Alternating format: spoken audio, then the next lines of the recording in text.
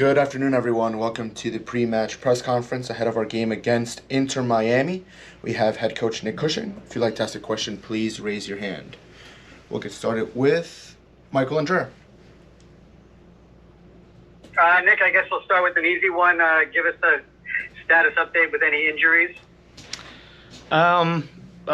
Obviously, we've had Anton's been back in training. Keaton Parks is still in the same place. The new injury we had was Alex Cayens. It's a knee issue. It's MCL. He's with the medical team now. He won't be ready for Miami. But he's in great spirits. I went in the gym this morning and he's working away. He's happy. So we'll leave him with the medical team and we'll just get regular updates on him. Apart from that, everyone else was healthy. Trey? Hey, Coach, I'm just wondering, recently there's been a lot of changing in the midfield due to either injuries or suspensions, and I'm wondering how does that change your approach, if it does change your approach, game by game, when you have different personnel lining up in the midfield? No, I think for us it's in changes are, there's many reasons why we change. There's a lot of football. There's different tactical reasons at times, opposition. Then there's form. I think the good thing about us is when we change players, we have a really defined style and we have a real, we work off concept and we work off those every day. So when we change players, we don't see a huge dip in form. Of course, we review and we analyse and we think we can do better in areas, but no, I think there's many reasons why we change the team, and we always change the team for the good of performance. Chris Campbell? Hey, Nick, I know before the last match you mentioned Maxime, and Anton might not have quite the fitness to go, get significant minutes. How do you assess their fitness now for the upcoming match, especially with Maxime looking to probably take Alex's place? I think that's why we make those decisions, because if we need those players, we make a decision on a Friday for a Saturday game, looking at the next 1, 2, 3 games, and they probably could have played those games. It showed that all 3 went in the game, but we wanted to make sure that they were fresh and that they were fit and that they were ready for this game, and it worked out well. Of course, we didn't get the result, but at the same time, that all 3 players went in, improved our performance, and all 3 players are ready for this weekend. Joe Tollison? Hey, Nick.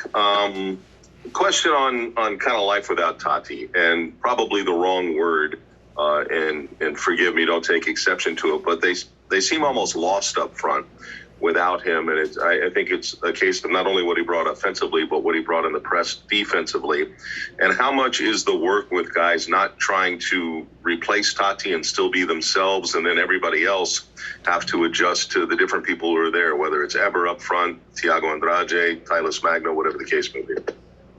Yeah, I think as coaches, we knew this was going to happen. I think we knew that when you play a guy week in, week out, and he has such an effect on your team, that when he goes, you're almost going to have to start to develop the cohesion between the other guys, the guys that you put in. And it's natural, we're putting in younger players and we're putting in players that haven't played together so frequently.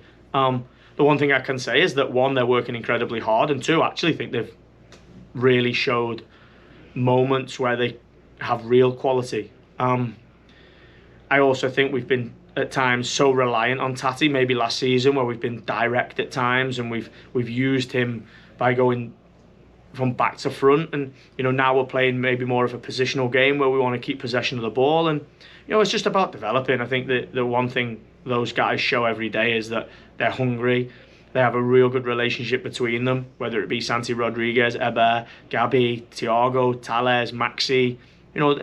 Those guys are really tight as a group of players. So as our front players, we'll continue to work with them, and I have all confidence that they will click into place and they will start to create and score goals. And like I say, in the Columbus game, especially second half, I was really pleased with some of the moments that we had in the final third. Christian Hennig? Hi, Coach. I know you're very familiar with Phil Neville. He's been very fluid in terms of using different systems of late. Do you enjoy that challenge of coming up against a coach that may use one of 3 or 4 different options?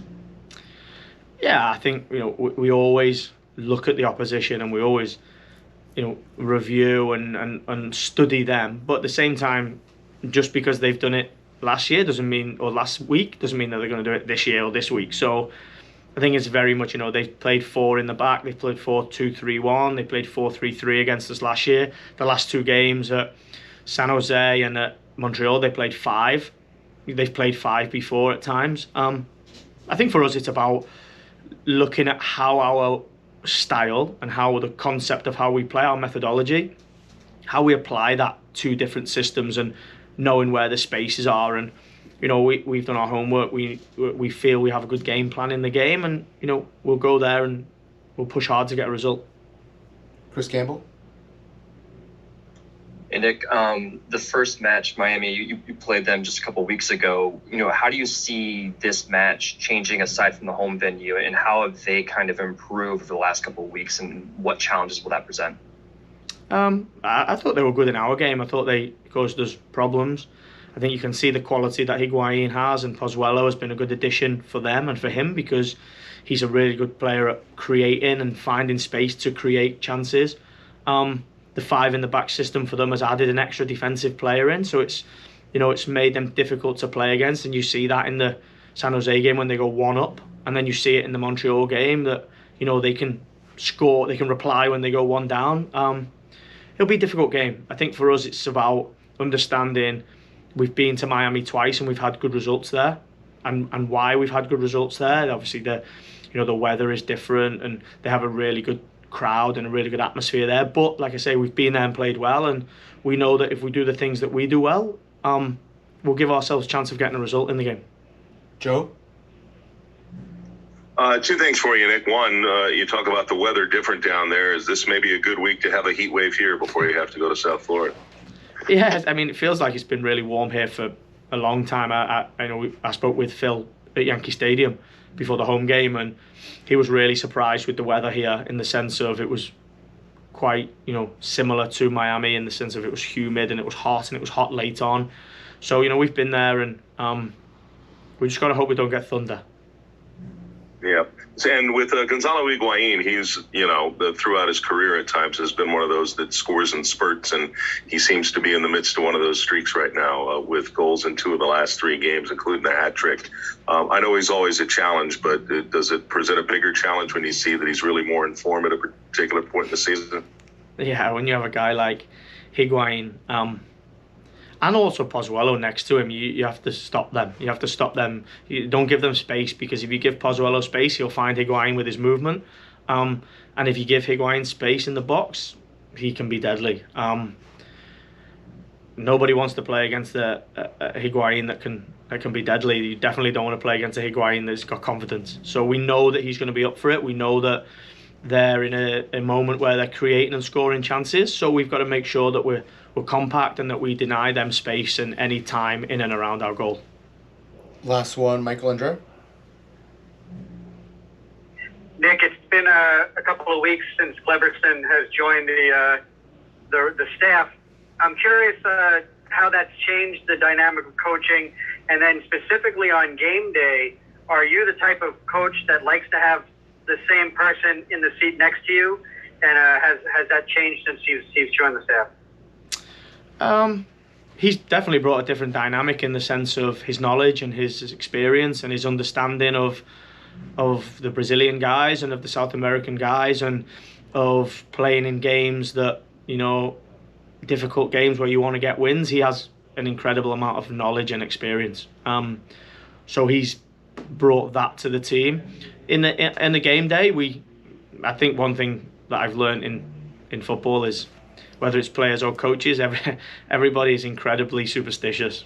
I'm not as myself, but you come on our coach and most coaches, everybody will be sitting in the same seat. You come on the bench, everyone sits in the same seat. For me, I have a staff that support me incredibly well, whether it's Rob Vartugian, whether it's Mehdi Bellucci, whether it's Cleberson, whether it's Dan Fradley.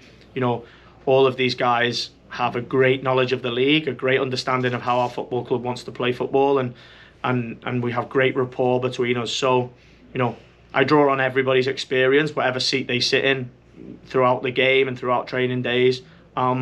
It's a really important part of how I work and how we work, and whichever seat they sit in, as long as they sit close so that I don't have to shout, it makes no odds to me. Great. Thanks, everyone.